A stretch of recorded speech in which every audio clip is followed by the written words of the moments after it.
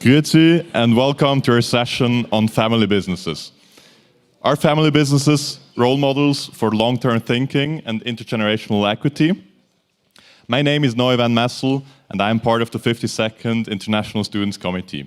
I'm responsible for the Swiss market and the social sessions, the sessions in the evenings. Next to that, I'm a part-time student.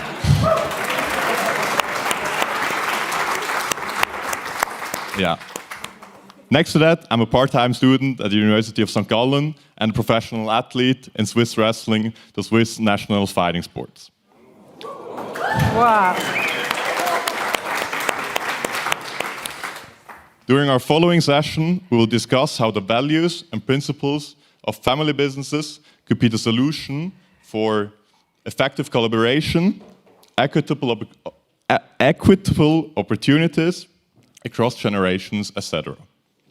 As the bedrock of many economies, particularly in the DACH area, long-standing family businesses and family-related businesses demonstrate that responsible leadership enables future generations to thrive.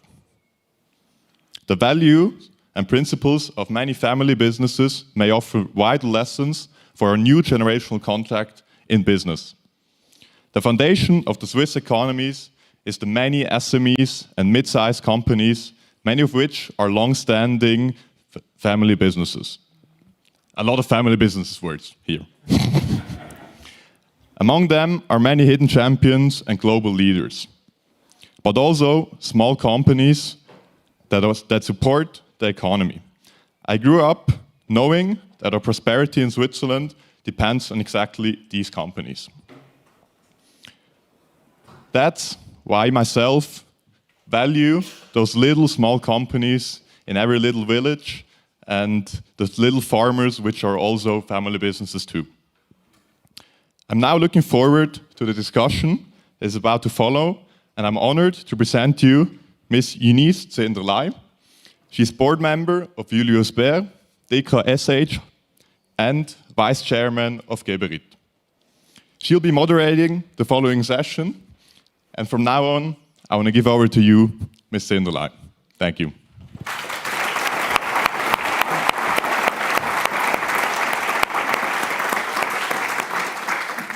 Well, thank you for coming. This is the last block of Insight sessions in a 2-day conference.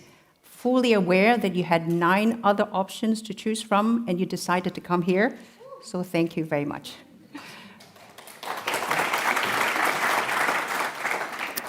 Today we have 2 speakers, one from a listed company, one from a privately held company, representing 2 generations. So let me introduce Christina Keller and André Hoffmann.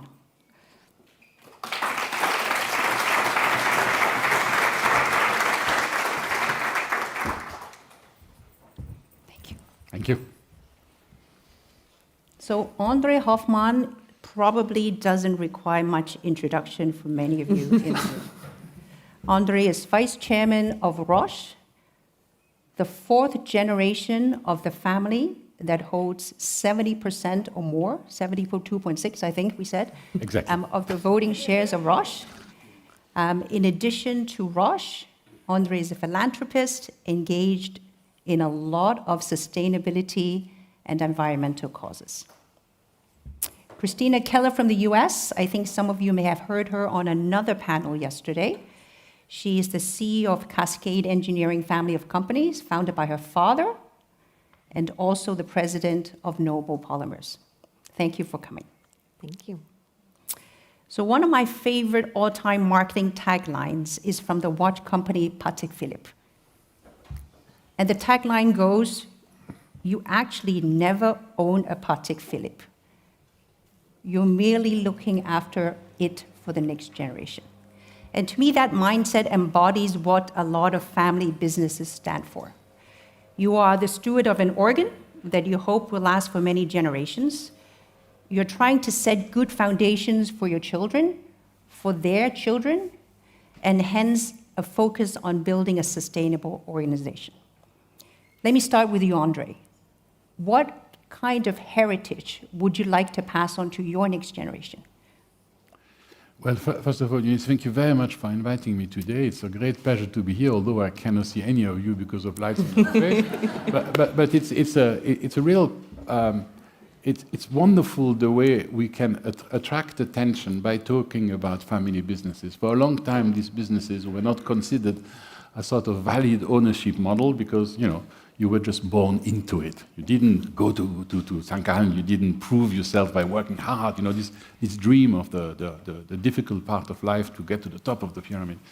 I happen to be born in a family which is now the second biggest market capitalization in Switzerland, and as you just said, we control it. So what I would like to suggest for the next family generation, for the fifth generation, the sixth generation, is that there still is a company to be the owner of, and for that we need to change the way we operate, because as we all know, we are living in a very dangerous time.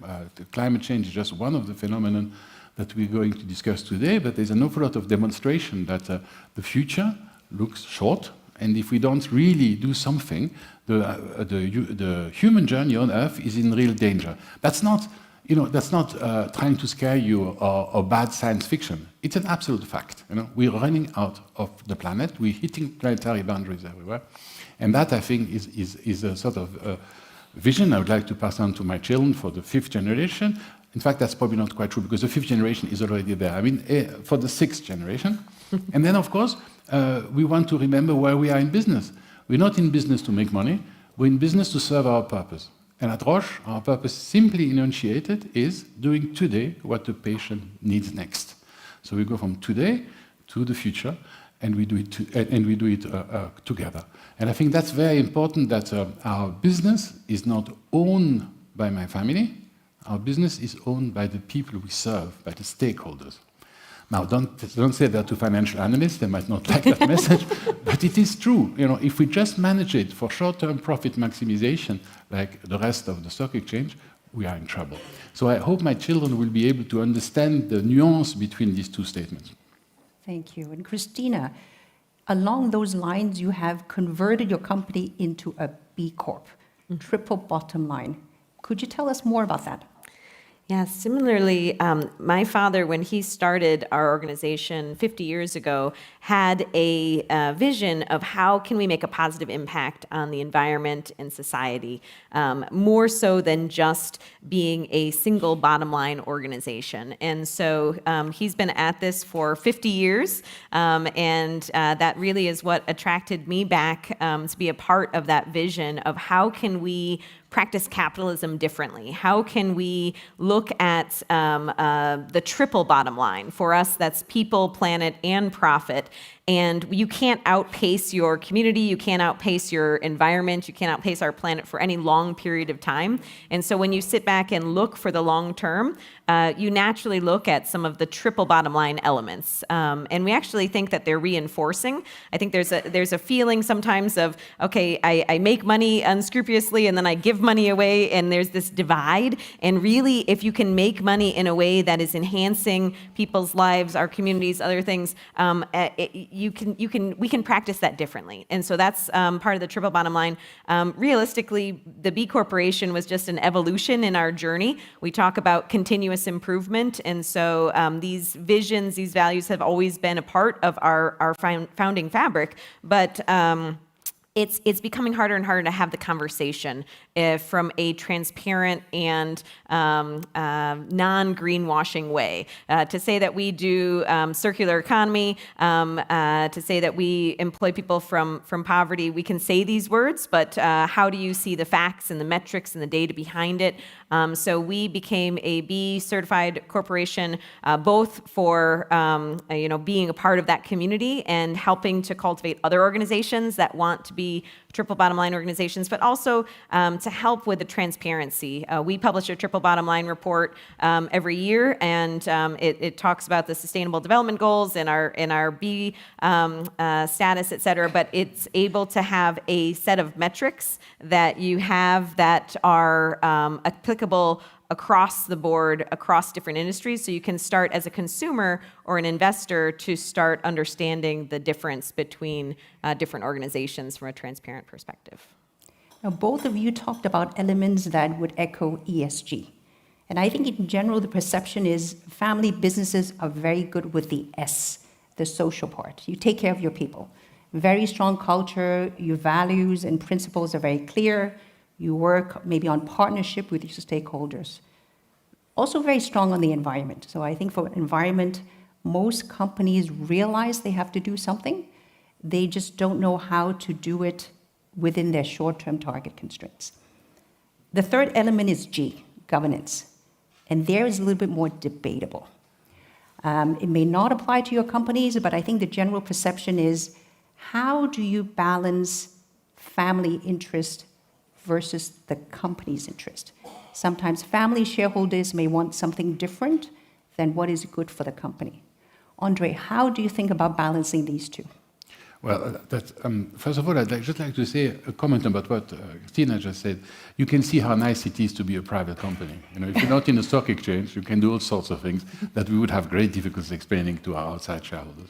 I mean, they are the right things. They are the things that to be built in the long term. But the majority of the perception, and particularly of the investment industry, and I hope there are not too many bankers around, is focusing on this short-term profit maximization. 1976, Nobel Prize winner Milton Friedman, the business of business is business. We have to make money, and if you make money, you're good. If you don't make money, we're going to sell your shares and go somewhere else, and you go bankrupt. And, that's just such a short-term view of the world. The world is much more complicated. So to go back to the E, S, and G, of course, we have to measure our ecological footprint, but it's just one part of it. What's important is the impact we are having on the three big capitals. I'm not sure if they teach you that here, so maybe for the students in the room. Every business decision, every endeavor of humanity in general, be it a state, be it a company, has an impact on three capital. The natural capital, the life system support on Earth, the social capital, why do we come to this university or to another one? How do we work together? And the human capital, are we happy? Is there something that gives us satisfaction in our lives? Can we find ourselves in our job, in our daily existence? And if you look at these three capitals and you understand the interdependence between them, then you might be able to make a profit. But the focusing all this just on short-term profit, focusing this just on financial flows is probably a bit restrictive. Now, if I say that to my institutional shareholders, they say, well, I have to satisfy my customers. So that's where the family governance can come and overlay over the stock exchange governance. We can say, look, we think that investing into research today to get the drugs that are going to save our patients tomorrow is something we need to do regardless of instant profitability. Of course, we need to make a profit. You're not an NGO. We cannot invest into a business if you don't make a profit. But there is a way of doing this which privileges the long term rather than the short term.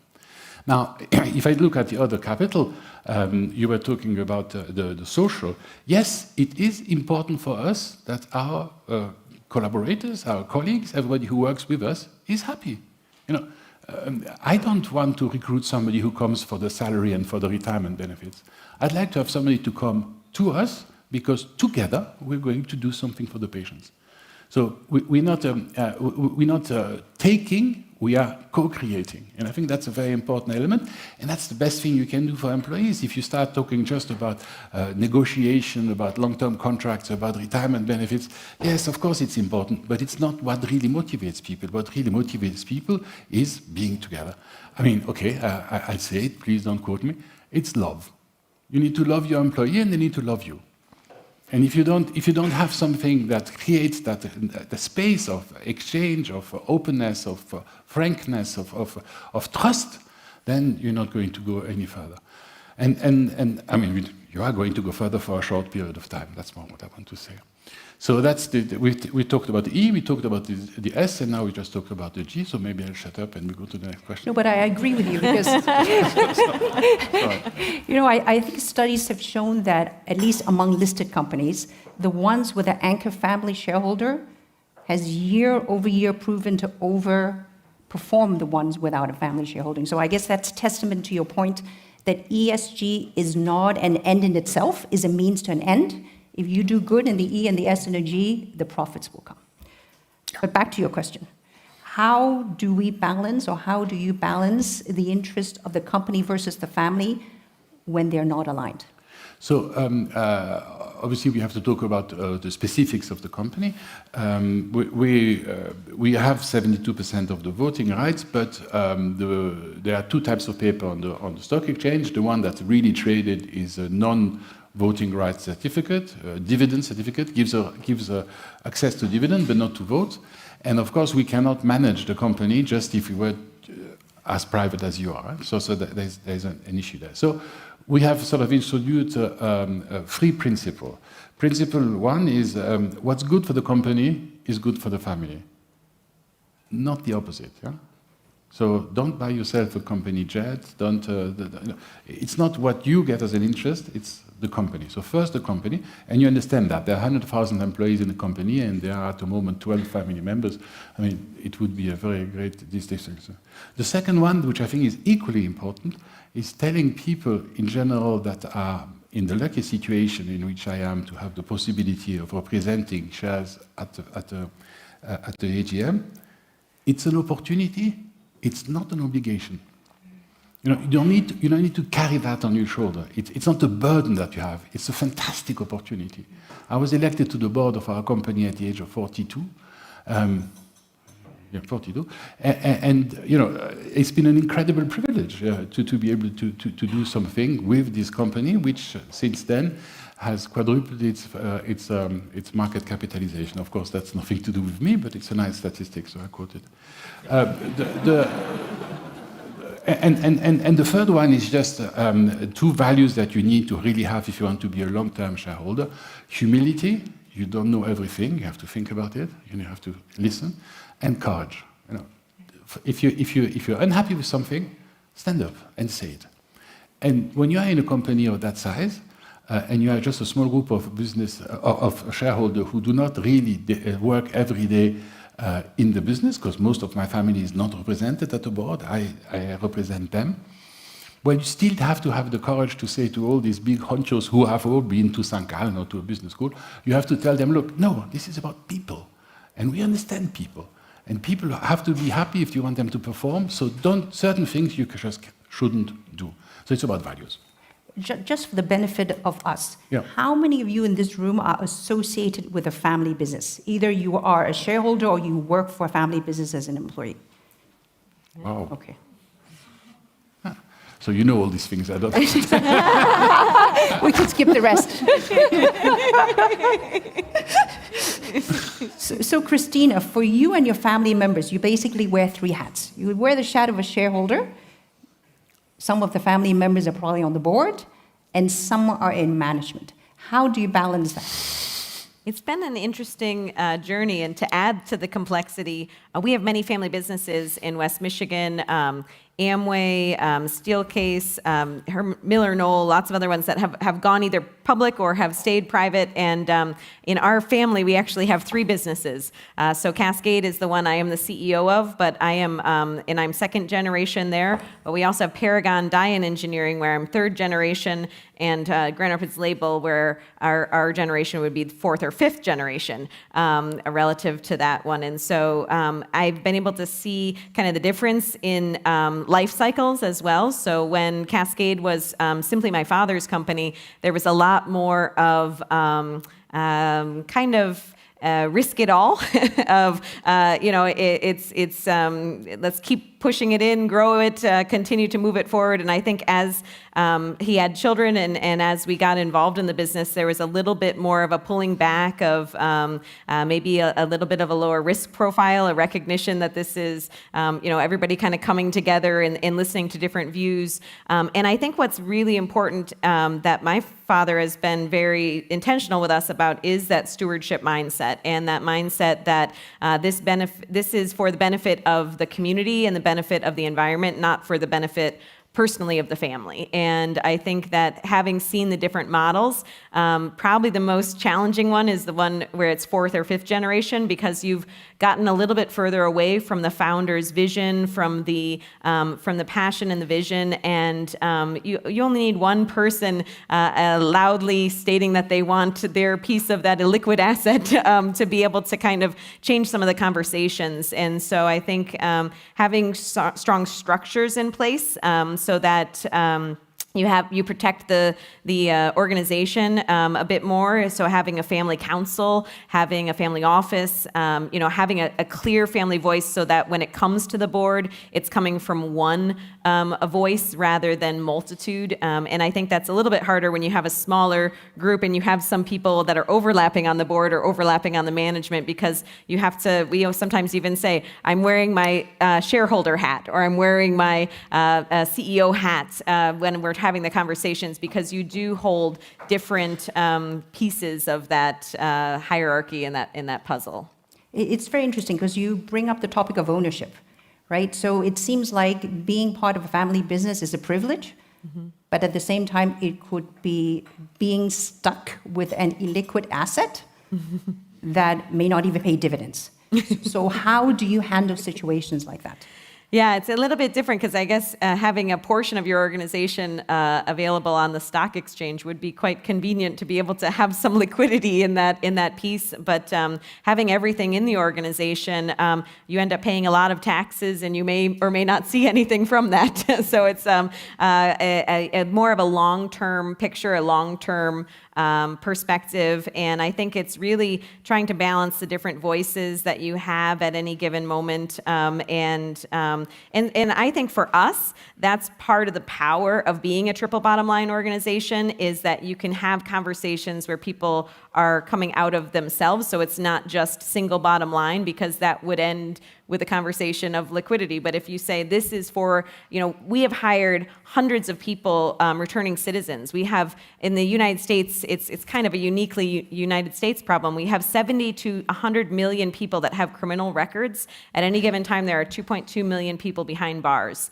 And it unfortunately disproportionately impacts people of color and minorities in our communities. And so we started a campaign to move the box of where you say that you have a criminal record to the end of the process. So rather than be on the pre-application, be on the post-process right before you do your offer letter. And that changed the amount of hiring. And we got 100 other companies in our area to do that. And it changed the practices to now where recidivism used to be 80% in West Michigan, it's now closer to 50%. And we're on the way down. So that's very good. So what's exciting about that is you talk about the opportunity that you have as a business to do that, and you're able to bring it out of an individual's desire for a car or a plane or something, and be able to say, but don't you want to have an impact on the community? Don't you want to leave a legacy and feel a sense of purpose? And how do you balance the interests of employees? Because employees could be in management, but they cannot own shares. So in a way, it's almost a glass ceiling if you're not a family member. How do you handle that?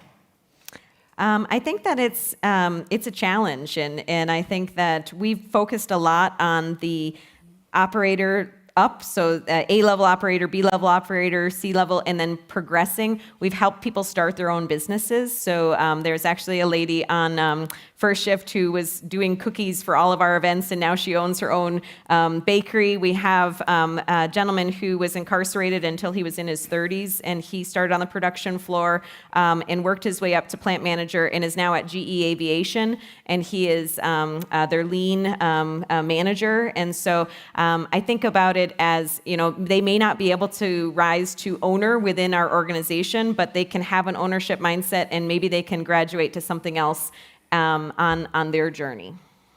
And how about for you, André? You have family members, some are active owners, like yourself. Others are passive owners. I know you've publicly disclosed that the family members vote as a block. But in reality, they collect dividends. How do you see active ownership versus passive ownership for family shareholders? I'd quite like to define that differently. Being born in a family which owns the majority stake of a big, large corporation is, of course, an incredible privilege. But it's not just a privilege, it's also a job. If you want to do it properly, you actually have a role that you have to play within the company, especially in a company which is trying to bank on innovation. So you need to be able to encourage the long-term cycles. And these long-term cycles in the pharmaceutical industry, we talk about 15 years from discovery of the project to the first sale, so a long period before you can actually see a return. You need to be able to hold the hand of the entire organization, and you need to be able to exert the influence at the value level. Sorry. We define our values in the company. We're looking at courage, integrity, and passion in everything we do, and every employee. And the role of defending these values, as well as the purpose I talked to before, it comes to the family. And so our role is not a role that is recognized by Wall Street and giving us bonuses, but it's a role that I think makes the distinction between a pharmaceutical company that can go in making investment and others who just have to satisfy the big corporate shareholders. In terms of ownership of our management, it's even a requirement. They have to own some shares, and we make some shares available for this because I think it's important if the C-suite has some alignment with us. But really, for me, the emphasis is if you just stay at home, cash the dividend, and go and buy a Rolls-Royce every second day, you're not going to fulfill that job, which is a job of ownership, which is a job that's not really recognized in many ways. But companies that have an identity, a personality, need to rely on certain tools, and the personality of the owners, the way they behave, the way they participate or not to the way the company is run is an important consideration. You notice my lack of vocabulary for really describing that job, but for those of you who are in family businesses, you understand that. You are the business. Your name is on the floor, on the roof. Or it could be on the floor, I suppose. I don't. And you have to do certain things. So. Is that the answer to your question? Yeah. And how do you think about succession planning? Because clearly you're a believer that you have to pass on these values to the next generation. Yeah. And a lot of the times family businesses fail because of failure in succession planning. Either you don't have a successor, the successor is not prepared, not qualified. You run a very established organization already. How do you think about that? So yes, the change of generation is an important, in particular in any family model, it's an important moment, it's an important step. So what we have done is that we don't have a holding structure. We actually, each of us own their share individually, and we unite them in the voting contract, which allows us to exert just one vote for the totality of the family. So the only way to get into this contract is to become an owner. So we have to decide when are we going to make the next generation owners, and once they're owners, they're bound by the same contract that we already have signed. And the contract itself says that every generation has to redefine the contract. So this is not something that's cast in stone. It's something that you can influence. And my children, my fifth generation, are in the process at the moment of reevaluating what it means to be together and how you can do that.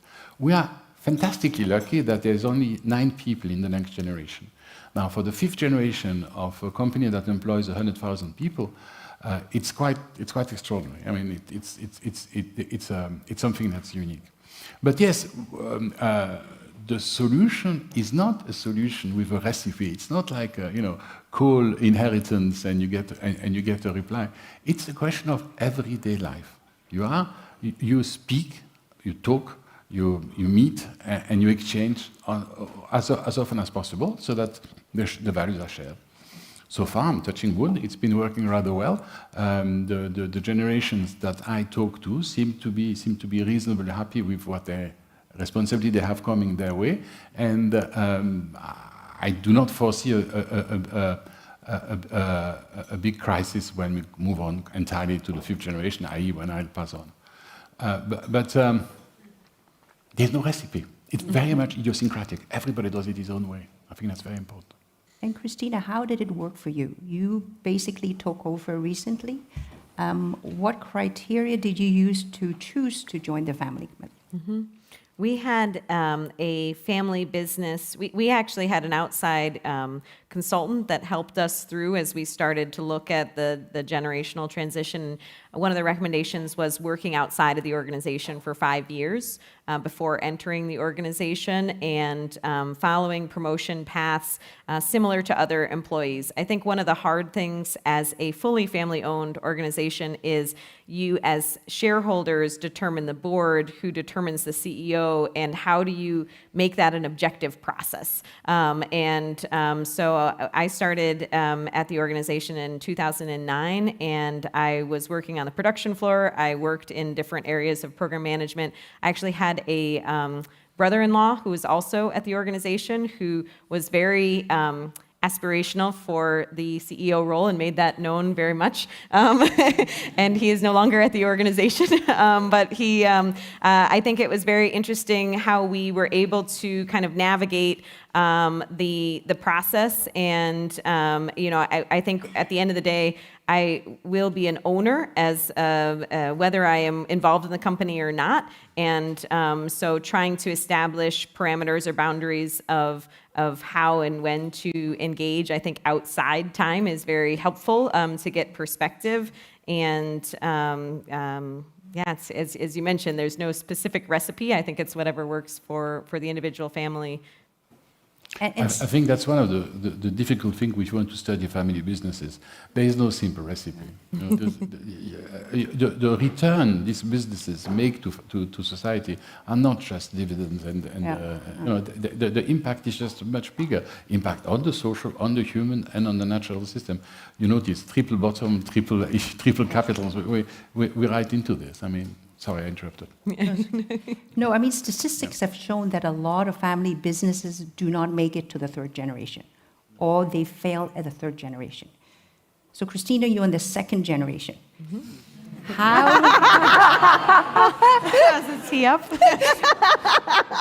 André is way past that. How do we make sure, or how do you make sure that your company doesn't face the same fate? Yes. Well, we have a big focus on the circular economy, and so we are working on being a leader in taking plastics, taking recycled material, bringing that back into the product. And so we've been working closely with waste management. We've been working with the recycling facilities. And what we're trying to do is position ourselves towards, I played ice hockey, where the puck is going, not where it is today. And so trying to figure out what's that next thing, because I think sometimes, especially in a family business, you can say, this is how the legacy is, this is how we've always done it, and kind of get stuck in making buggy whips or whatever you're making. So really, I think for us, it's really trying to be on that front edge of what is next. For us, it's the circular economy. We're also finding a lot of success with our programs for welfare to career, prison and reentry, returning citizens, for keeping labor. I think that something that's going to impact a lot of businesses is, are you able to fill your workforce with the labor shortage? And so trying to stay ahead of those, but the future is still to be determined. And as we all know, family businesses are not only important for the business itself, it tends to be a very big player in the communities you operate. And I know both of you do a lot of philanthropy, do a lot of work sharing your values with the community. Maybe André, you can talk a little bit more about some of the work you do outside of Roche. Well, thank you very much for the platform. First of all, let me start to say that philanthropy, and I think Christina said that very well before, it's not a question of taking the money and then giving it back. Already this notion, giving back, I find very offensive. Because if you say to somebody, you're rich, you have to give back, it implies you have taken. And we have not taken. We have co-created values. We have created the money that helps by helping the patient, not just because we need to reinvest for the next patient, but not just because for our benefit. And so philanthropy is not the way to solve these issues. In the Catholic churches, you used to pay indulgences. No, you would go and see the Pope, give him lots of money so you could continue to kill and murder. That's philanthropy is not a right to behave badly. So for me, the really important issue is that it's not how you spend the money that matters, it's how you make it. And so if we do work within the company, the ownership of the company, the impact we're having, 100,000 employees, 21 million people took drugs that were invented by Roche last year. Not all of them manufactured by us, but some of them have gone generic. You cannot just sit there and say that, okay, now I've got my dividend, I'll go and help the zoo in St. Gallen. I mean, that it cannot. I have nothing against the zoo in St. Gallen, but it cannot be the. It's a very good zoo. It cannot be as simple as that. So how do we sort of conceptualize that? So for me, it became rather early on the realization that if I wanted the company to succeed, we had to position it into a way of long-term creation, of long-term value creation. And so shortly after I joined the board of Roche, we started a sustainability committee. And by doing so, we told the rest of the organization, we are interested in sustainability. So at the beginning, it wasn't easy because everybody thought, this is a rich man's whim. This is they're interested in the panda. They like the tiger. They like the Amazon. Okay, we're going to help them. And over the years, just because people have started realizing within the organization that what we're talking about is sustainability and not protecting nature. Its impact on social system, its impact on humans, its impact on nature. And initiatives came from the workforces, which gave us a much stronger way of transforming the business. We did not say, from now on, we are sustainable. No, it came from the bottom. People are realizing that if they did not think long-term, the way they run their businesses, the little unit, was not going to work. It culminated with the transformation that we have done within the workforce, during the sales force in particular. We've moved away from targets. We are no longer telling people you have to increase sales by 3% per annum. We are just giving them aspirations. So we're telling the team now, we would like you to give twice the medical benefit to society at half the cost within the next 10 years. Completely woolly. It doesn't mean anything. It's not a targeted thing. But it means that you as an individual can take ownership of the purpose of the company, and you can do and make a difference. And that will direct you into that direction. So if you ask me what I do outside of Roche, is to try to promote that sort of thinking. I've taken over the presidency of an NGO called the Capitals Coalition, and we try to work on standards which will allow us to transparently report our activities on the social capital, on the human capital, and on the natural capital, so that you can compare. And when you can compare, you can see the difference, and you can manage. Because you manage what you measure, and so far we measure only finance. And finance is not enough. Finance is a reduction. It's the idea of saying the company is only there to make money, which it isn't. A company is much wider than that. It does much more things, as indeed we humans interact in not only financial ways. I mean, I never paid my wife to look after my children. Does that mean she doesn't exist? I mean, it's just mindless, mindless. And so we need to change that, and I try to do that. I'm also a member of B Corp in Switzerland. I mean, the company isn't, because it's much more complicated for a company of our size, but these principles we are pushing ahead. So I think that's a very important thing. We need to look at impact, and we need to measure impact, and we need to make sure that we are transparent about this. Then what we also need is to try to move away from an extractive and polluting industry towards a regenerative industry. So we need to come closer towards nature, and that doesn't mean planting trees and cleaning water. It means just working with nature rather than against nature. And if you think about it, it really means not looking at nature as a cost, but looking at nature as an opportunity. There's biomimicry is an example. You can discover a lot of new ways of solving problems if you have the wiseness to actually look at the issue rather than at the methodology. We run by engineers who tell us it has to be done that way. Well, it hasn't. You can look at different ways, and I think that's important. And thirdly, and that's one of the reasons why I'm here today, I try to do a lot of things to promote business leadership. Leadership in the broader sense, drop the business. We need people who are able to take courageous and bold decisions. People who are able to sort of stand on the table and tell us, guys, it's not working. We have created with business prosperity. You know, when I was born, we were 2.5 billion people on the planet. We're 8 billion now, and these 8 billions are better fed, live longer, are better educated than ever before. So you can say that the model of business has been successful. But look around you, it's cracking up. You know, pollution, social unrest, unhappiness. You know, how many of the students here need to go and see counsel from time to time? You know, so this is all linked, you know. And so if we really want to work at this in the long term, we have to aim for this inclusive, sustainable prosperity. And we'll only get there if we make some tough decisions. And for that, we need leaders. Now, when I say tough decision, it's probably not the right word, because I'm not convinced that violence is a solution. I think collaboration is more what we're talking about. You know, a true public-private partnership. We were talking about that in plenary before. You know, regulatory organization and value creation should work together.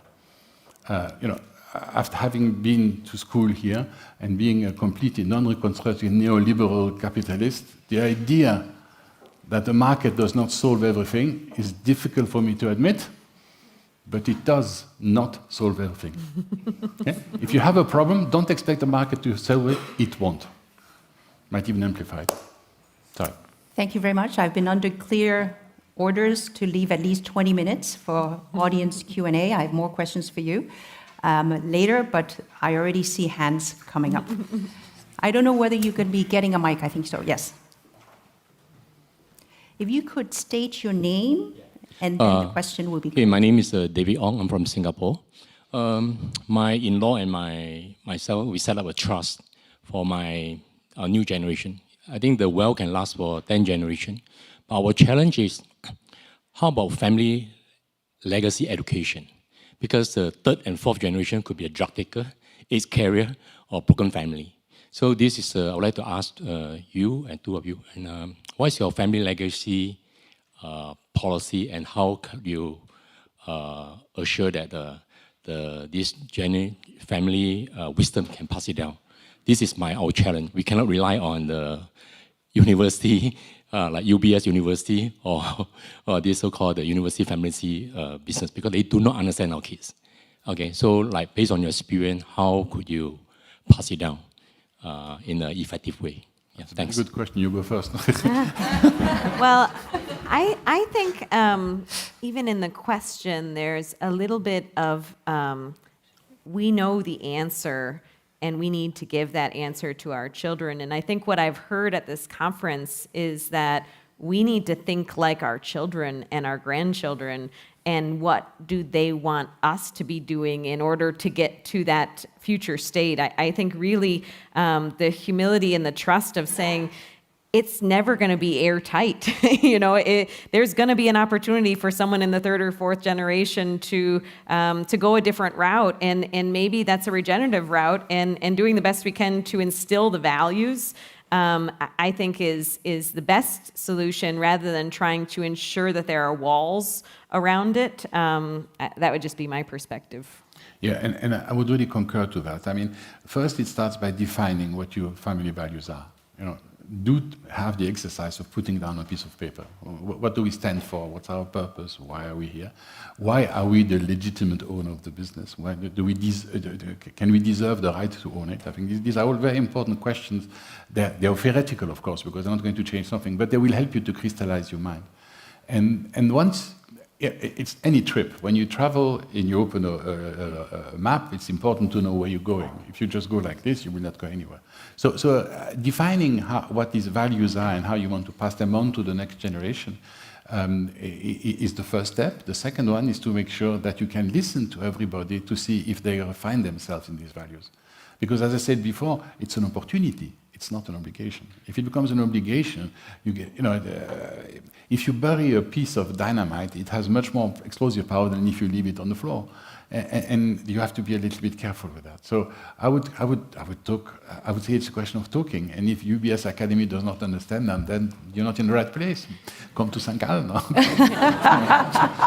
The other thing I would build on that is investing in education. And that's something that we're doing. We set up the Keller Foundation, which focuses primarily on the public school system in West Michigan, because we believe that the school system is really important. We're also working collaboratively with the community college college and the local GVSU university, because it's not just our kids that are going to go through some of these school systems, it's the community and the fabric that they're going to be surrounded by. And so investing in education, it's underinvested. It's not, I think we need a lot of work overall in our education system, and so that's something that all of us can be a part of that solution.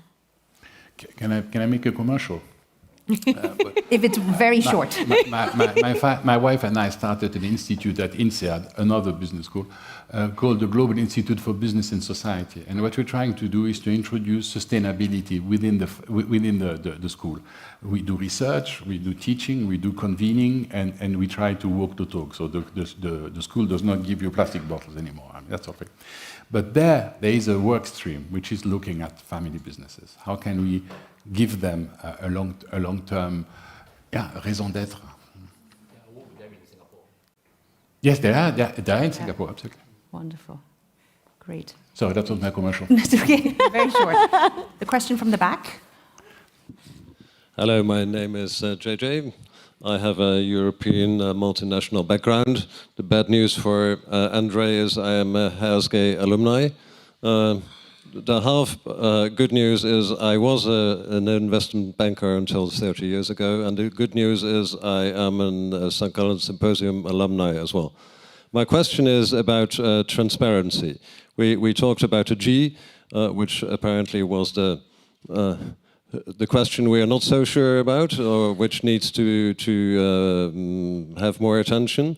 Now, as I'm specifically pointing at a company, obviously, which is partially publicly listed, otherwise the transparency may not be of the same interest, at least not discussed.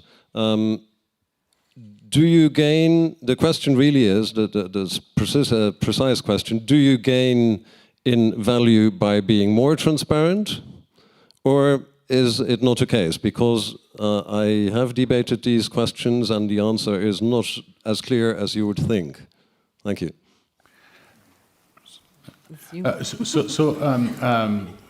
For me, transparency is an absolute imperious necessity. You cannot run a company of that size, so much in the scrutiny of the market, constantly reviewed by thousands of analysts and under the microscope of every blogger on the planet, without being completely transparent. We have nothing to hide. We do the right thing, and the scrutiny of the market is helping us to continue to do the right thing. That for me is an absolutely imperative. You cannot, when I came to St. Gallen, I was told, think globally, act locally. Well, that's finished. You cannot act differently in Kuala Lumpur than you act in Basel. It's not possible anymore. The news travels instantly. And frankly, I welcome that. I think the idea of having scrutiny and transparency helps us to keep our thinking a little bit clearer. Now, as a family-controlled business, and that was the governance of before, not of before, but of the question before, how do we reconcile this? For me, it's important that the family does not always decide on its own. It's important that we do have a dialogue.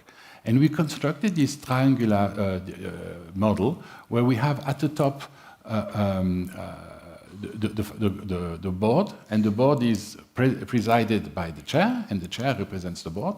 And he sits in the room and he thinks about discussions. On the other side, you have the management, the executive committee. The CEO sits on the board, and the chair and the CEO meet regularly. And then you have the owner. And the owner comes and meets with the two, and the three of them can decide how it works. But none of them should be the one who decides alone. There should really be a shared responsibility. So transparency and a tripartite or triangular management has served us well, and I would recommend that as a system. I hear the answer yes. The question was, does it create value? Does it create value? I mean, yes. Over the last 10 years, if I look at the last 3 months, where share price is down, but if I look at the last 20 years. At the last 27 years. I've been on the board for 27 years. If you like the last 27 years, the performance is not embarrassing.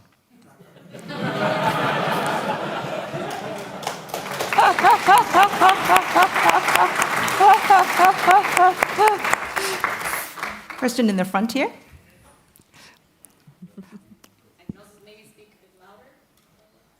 No, we need technology. Come on. Very good. First of all, thank you so much for your honesty and openness. I am an entrepreneur and an engineer, and working on software for decarbonizing a lot of family businesses in Germany and in DACH. And I see a lot of our customers having international production sites.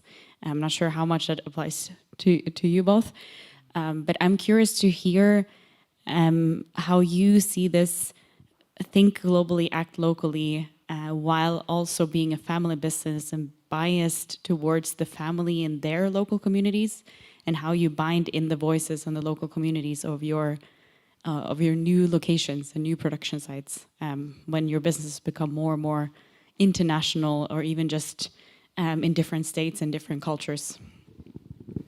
And we do have a facility in Budapest, Hungary, and we have facilities in different areas, and each one has a little bit of a different cultural element to it. I think that we were one of the first ones to put in capitalism in Budapest after the fall of the wall. And so now they've celebrated over their 25th year, and they are an amazing group of individuals that are growing and really deeply ingrained in their community. And so even though it's not the community that I grew up in, I think we have a mutual respect for each other and their different policies. So I think that it's definitely a different approach to business. It's a place-based business, and I think something that we've also been involved in is recognize that we're part of an ecosystem. Like I talked a little bit about education. We talk about the support services. We have some social workers that come on site to our facilities in Michigan. We've worked with public transportation.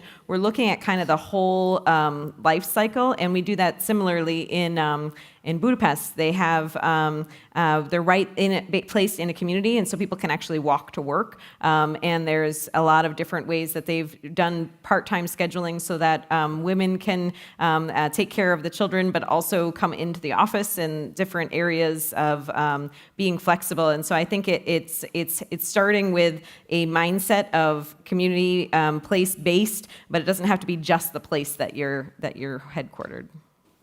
Great. Yeah, my reply would be very similar. If you're an international company, you have to look at the community where you are. Mm-hmm. We want to be actors of systems in every place where there is a factory or a sales center. We have presence in more than 100 countries, and in each one of these hubs, in terms of manufacturing, we have about 10 hubs which are important. And each one of them, there is a local committee which looks with local community affairs, which looks at local. That's thinking local. But of course, there is a way of doing things, which is the way that recognize the company. There's a Roche way of doing things, and we try to use that whenever it's possible. And it's based on transparency and integrity. Courage, integrity, passion, and we want to see that. Does that reply to your question? Yeah. Great.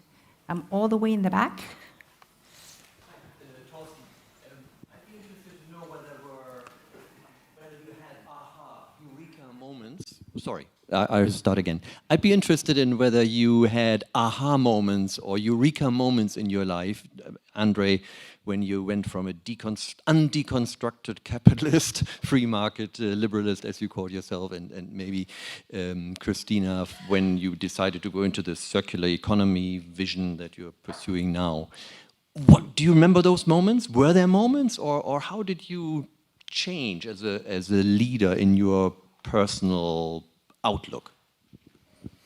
Well, this is getting quite intimate, but yeah.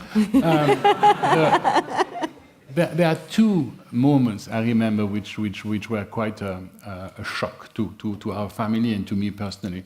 One was the accident in 1974 in Seveso. One of the subsidiaries of Roche, which was a manufacturing intermediary for cosmetic industry, exploded, and there was a leak, and that leak contaminated part of the local area.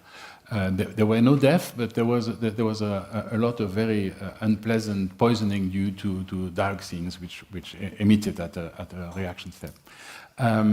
Since then, in Europe, the directive that controls the productions is called the Seveso directive. So my name indirectly is associated with something that had to be done because of industrial pollution. That was a shock. that was really not nice. And I was very young at the time. 1974, I must have been. Sorry, my arithmetic is not very good, but I wasn't very old. Yeah, and you don't want to know. So that you know, you realize that yes, you have this wonderful company. It does a lot of interesting things, but maybe certain things within the chain, you know, deserve to be looked at. So to come back to your point of that passive ownership, it's not possible. Yeah. Yeah? You have to be active. And then the other one was 20 years later. We were sued in the US for price fixing in vitamin C. And that for me certainly made it also quite obvious that, you know, doing business is important, but you also have to respect social systems. You also have to respect social areas.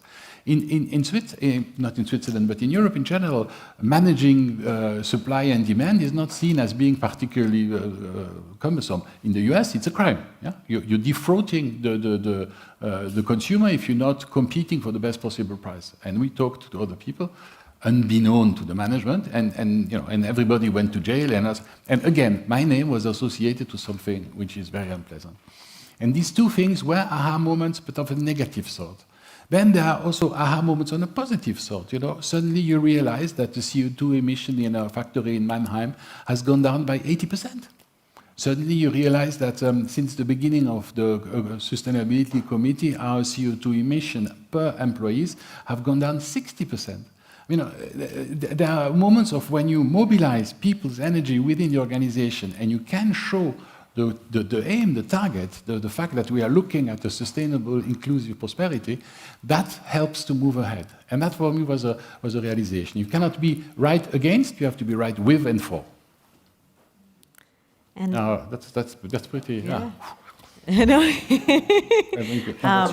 So Mike Graninetti, who is part of why we were here, asked me yesterday, when did you realize that your father was a radical, capitalist that practiced capitalism differently? And I was saying it's quite the opposite. I recognized in business school, it wasn't until I got my MBA that not everybody thought this way, because to me it felt like the intuitive way to do business, you know, growing up and saying, hey, we want to be part of our community, we want to be part of the environment, we want to be part of society. It just seemed more natural. And to me, when I ran into some of the egos and some of the way that business is done, and the fact that I, looking the way I am, probably am not suited for business, or, you know, I think those things were kind of a shock to me in the negative way, and I think propelled me to want to be more involved in our family business. And ideally, we don't want to be the only one doing this. We want to be part of a community of everybody that's thinking differently, that's thinking about triple bottom line, and that's pushing the envelope forward, because we don't want to be able to stay up here and say, hey, we're unique and this is special. We want this to be the norm, and that there's businesses that practice single bottom line, they're the outliers. I would love for that to be. So. Great. I think we have time for one. Where's the microphone? Sushil, a very quick question, a very quick answer. I've been told to stop. Go ahead. I'm fourth generation. How do you make sure that you go to the next? I'm a fourth generation person. How do you make sure you get to the fifth generation, especially if your kid's not really interested in the business? So if I can, first, can I just, a little anecdote that came back to mind. In the corridor outside of here, just under the Braque painting, when I was a student here many years ago, somebody came to me and said, are you a member of the Hoffmann family? And, you know, I said, yes. Oh, so you don't have to work, and he walked away. And that was also an aha moment. Yeah? I hope he's not here.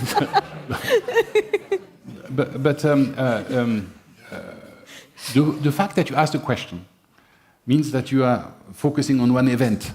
It's a seamless integration. You know, you start at birth, and until the last moment, you are going to talk about succession. It's not something that happens like this. Well, sorry, that's my answer. Great. Well, thank you very much for coming. It's 5 o'clock sharp. I will thank you all for spending the last hour here with us before the closing ceremony of the 52 St. Gallen Symposium. And I think the ceremony is going to open in 15 minutes at the aula next door. Thank you very much for coming.